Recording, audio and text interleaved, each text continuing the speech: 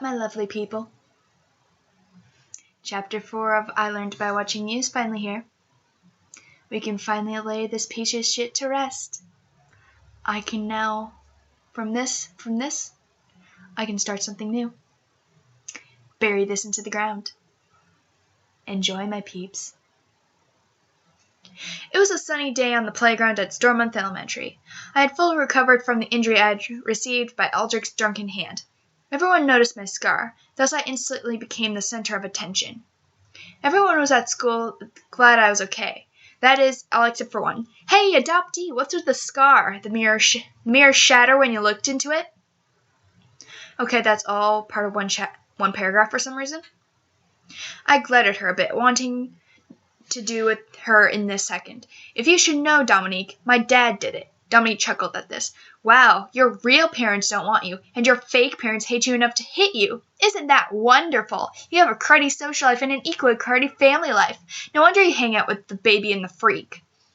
I growled at her, sending daggers in her direction. I walked up to her, my fists clenched in the pockets of my pants. You're only saying that because you're just using me as a way to escape your own problems. Well, that just won't work on me this time. A smug smile formed on Dominique's face. I don't have any problems, but at least I have parents. Balkan Skull music again. Time to put that on.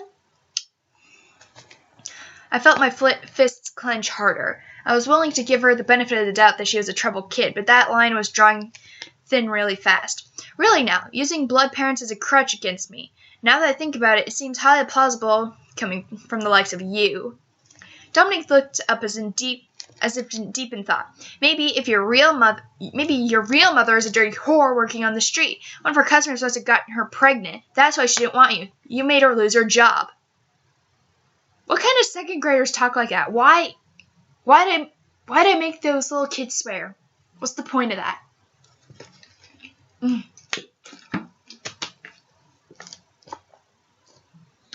Dominique cackled at her own horrible remark. The girls around her looked in shock at what she just said. My face flushed red with pure boiling rage. I growled as I took my hands out of my pockets. I then had my face up in hers, which made her silent. Don't you even dare talk about my mama like that, I said icily. If you want to start something with me, then we'll settle it after school, in the forest. Come alone. That's all I said before walking away from her. Well, that was a thing. Whoa. Later after school, I saw Dominique come to the clearing in the middle of the forest. I bet she won't even show up. She's probably scared of the dark. Little brat is all talk. I'll show her. I came out from my hiding spot behind a large oak tree. I then approached her, with my hands in the pockets of my jacket. I then said calmly, Hello, Dominique. Fancy seeing you here in these parts. Dominique turned around to face me. Huh, you actually showed up. I was getting bored, adoptee, thinking you chickened out.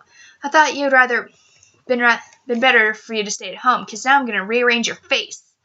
I smirked out evilly. Really now? I said, taking out my hands, which had a little surprise waiting for her in them. Dominique's eyes went instantly to my hand. What the hell? Okay, more good swearing. Check. I felt my grin grow wider as I inched closer to her. What's wrong, Dominique? Are you scared? Hell no! Why would I be scared of a spineless freak like you? I grinned even wider at this. I could feel the fear in Dominique's voice. Stop denying it, Dominique. You're scared, I said in a sadistic manner, revealing what I had in hand, some string and a sewing needle. Yeah, I bet you can see where this is going. Dominique took one look at the objects I held and burst out laughing. What, are you going to fix my sweater or something? Ha, that's pathetic. My smile felt like it was growing on both sides of my head. You're going to be in for it, Dominique, I said icily. That's when I tackled her and threw her to the ground. Before she could get up, I got on top of her with both my legs acting as barriers to keep her from getting away. Like, even if that were the case, couldn't Dominique just, slided, backwards to get away from Gia? If that were the case. Okay, where was I? Okay. Dominique was stunned into silence for a moment. What the hell? Get off me, you loser! I'm telling my mother. She'll tell the principal and he'll kick you out for your fake parents. Then we haul back the dump we came from with all the other freaks. The now mundane words had no effect on me. By that time, I had managed to put the string into the sewing needle. What, you're only just now doing that? Why couldn't you just did that before you showed up to the forest? I leaned down and held the sharp end of the needle to her lips. You talk too much, you know that? We should definitely do something about that. What do you mean? What the hell are you doing? The sharp end of the needle stuck into Dominique's flesh and pushed through the other side. She screamed and thrashed her head from side to side. I giggled as I guided the needle through Dominique's blood on her lips. Dominique squirmed, trying to break free, which made me hold her still harder and the blood rush out quicker. I let the needle and string halfway through her mouth at this point. Here's to you, bitch. Wow, gotta love those kids swearing. Kinda remind you of something? Like what with Bucky did? Eh? Only this time I kinda did it early, though unintentionally. Dominique sobbed and screamed as the needle pushed through her skin over and over. Her lips were coated in blood as Dominique kept fighting for her life. Soon enough, her mouth was sewn completely shut and her screams became muffled. Dominique passed out shortly after as a result of choking on her own blood. Okay, I'm sure she can breathe out her nose. If her mouth really was like closed for some reason. I mean, granted, the blood could somehow get into her. She would try to cough. Yeah, I'm looking too deep into this. I got off her, wiping up the blood from my hands with a baby wipe. I looked down at Dominique and smirked in victory. I then wrapped the rest of the leftover string around her neck tight, just to make sure. I got up, looking down at her. Karma's a bitch, isn't it? I asked rhetorically. I spit on her face before leaving the scene of the crime. I felt a psychedelic rush course through my veins. My first kill went far better than expected. I couldn't wait to get to my next victims, who were just at the Nimitz house. Thankfully, the others hadn't come home yet. In that time, I washed my hands and went up to my room, checking out Dominique's name, and began to think of a new strategy as to killing off the Nimitz family. I waited patiently for the others to come, having a full strategic plan set into place in my head. It's only a matter of time now, I reassured myself. Aldrich was the first one home, and for the first time I was thrilled to know he was here. The bastard will soon get what he deserves. Gianna, are you here yet? If you are, you better start on these dishes. Okay, Aldrich, I replied in a sing-song voice. I had hidden Aldrich's favorite gun in the cupboard near the dishwasher, a place where Aldrich would never expect it to be. I walked down to the kitchen with a chipper smile and began working on some of the dishes. When Aldrich wasn't looking, I stuck the gun inside my jacket. However, Aldrich noticed something was off. You seemed strangely happy today. What could ever be the occasion? There seemed to be some kind of amusement or mocking in his voice. This made me angry, but I just kept calm. Oh, I'm just happy that the school is out is all, I lied as I put away the dishes in the dishwasher.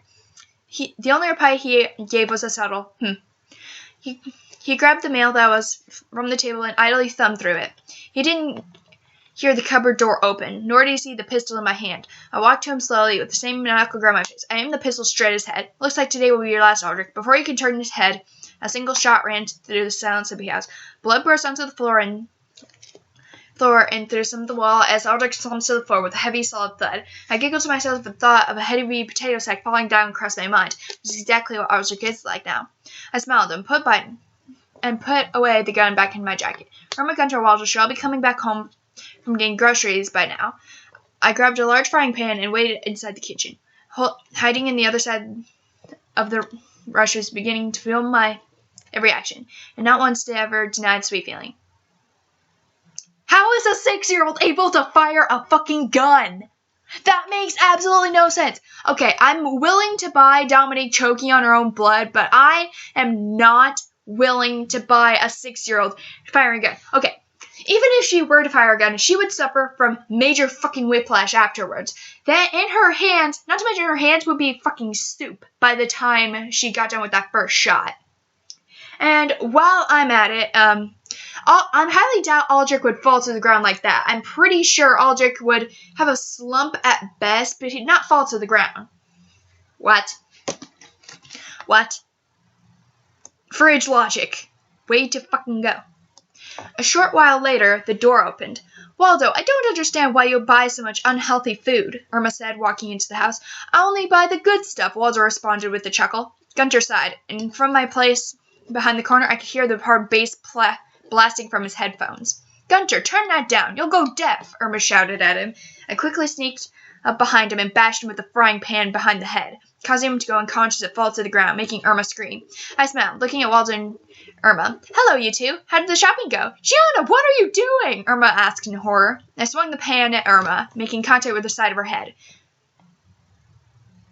How? Okay, even if we're to assume that Irma and Gunter are the same are about the same height, how is Gia, who is shorter, so significantly shorter, able to reach at her head? How? She heard a crack, and Irma slumped to the floor near Gunter. Waldo had backed far into a corner of the room. Gia, it's me, your old Uncle Waldo. You wouldn't hurt an old man, would you? I'm your friend. His voice was also filled with fear. I smirked at him. Of course, but not today. You didn't do anything for me. You just stood along the sidelines, not doing anything. You let Irma, Gunter, and Aldrich surpass you to get to me. You're a sheep, Waldo. A lousy, lazy, good-for-nothing sheep. I went up to him, pulling the pistol before him. Waldo froze when he noticed the gun. No, Gia, please, we can watch you during. Another shot ran through the house. Waldo slumped against the wall and slid down it. A trail of blood smeared from the back of his head. A sheep for my slaughter, I said, after firing the shot. I set the gun on the table and looked back out at Irma and Gunter. It would be a matter of time before they would come to, so I went to the kitchen and took out a steak knife. I went up to Irma's unconscious body and began stabbing her repeatedly before gutting her. A few gurgles and what seemed to be a muted groan escaped Irma before she died. I moved to do the same thing to Gunter. Just as I was leaning over him, his hand shot up and grabbed me by the throat. What was the point of killing Waldo? I mean, really, what was the point? He was the only one that didn't act like a dick to her. Killing him off would just be completely pointless. And also, he didn't actually do anything in the story besides being a supposed welfare leech or whatever. You psychotic little bitch, Gunter said. I pulled away from him after a hard kick to the crotch. So, you're still alive, huh? This should be fun, I said, holding the knife out in front of me. Gunter doubled over in pain, quickly recollected himself and threw a punch. Okay, I'm pretty sure after something like that, I highly doubt that he'd be able to punch. But then again, he's in a life-or-death situation, so I'll let that one slide. I blocked it with the knife, effectively stabbing it between his knuckles. Gunter cried out in pain as the serrated edge of the knife pulled out of the wound, leaving behind a hideous gaping hole and bone shards. Who would have thought you could be that stupid? You're fucking insane, Gunter retaliated. He backed toward the steps, holding his injured hand. I chased after him, and soon he took off running. I chased him up the stairs. You can run, but you can't hide, I shouted. Gunter ran into his room and slammed the door. With nothing to secure it, he leaned against it. I stopped outside the door, and with no warning to him, started stabbing through it. Come on, Gunter, I just want to play. Fuck you, was his retaliation.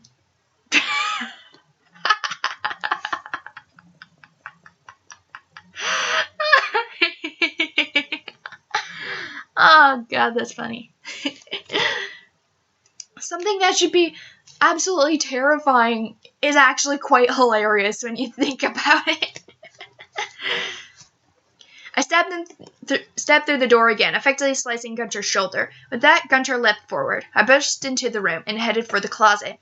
I know you're in there, Gunter, I stabbed through the door. No, you're not going to be able to reach Gunter through the door. It doesn't work like that. Physics doesn't work. Wood doesn't look like that. It's not rocket science. You just can't do those things. Gunter held the door closed. After a few minutes of the handle jiggling and pounding on the door, I slowly moved away and walked out of the room. About 5 minutes later, Gunter slowly opened his bedroom door and moved out. He didn't see that I quietly moved back up the stairs and stood outside his door, a heavy cooking pan in hand. I proceeded to beat him upside the head with the frying pan. You shouldn't have crossed me, Gunter. With a muffled grunt, Gunter fell to the floor. I continued hitting him with the pan until I was sure he wouldn't get back up, and I brought the knife out of my pocket and gutted Gunter in the same way I did Irma. Jesus Christ, this has turned into a 90s slasher film. Okay, first we go from exposition and kinda sorta suspense to flat out 90s horror slasher film. I stood up the minute the light in his eyes dimmed out. I looked at his dead corpse and took took a look at the 3 dead bodies down below. I slowly giggled, which increased speed gradually, then turned to laughing, then full out cracking up. I did it! I actually did it! I killed the people that made my life hell! That was the one reasonable for their deaths. Me! You know the feeling I mentioned before. I'm in love with it. I can't live without it. I now know my destiny. A natural born killer. After murdering just like 4 people, that's what you know you want to do.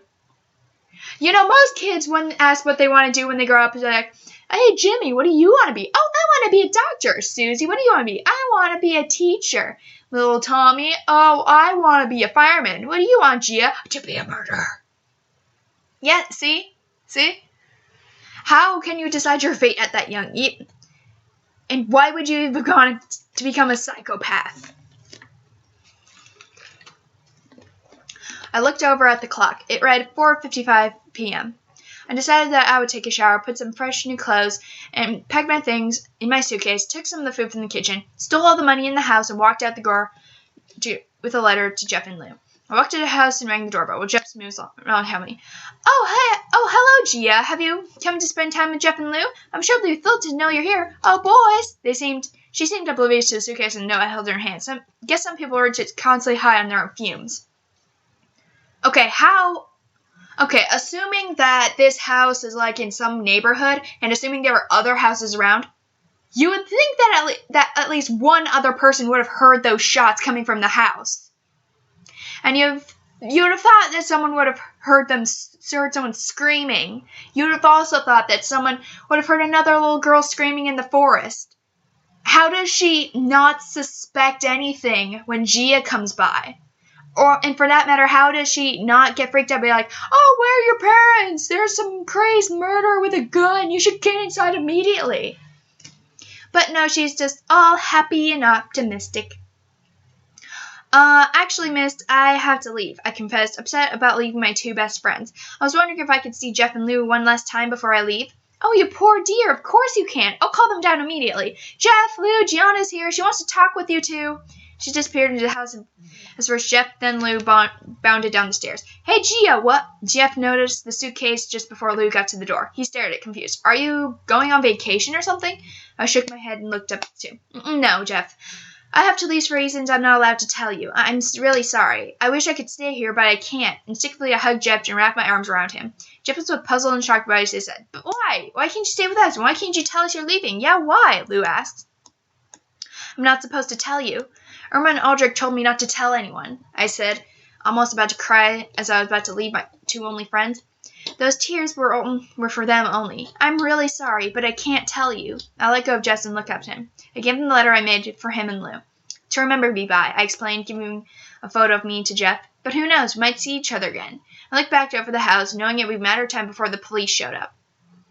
So you acknowledge the police showing up at any minute, but you don't acknowledge anybody witnessing it. That makes sense.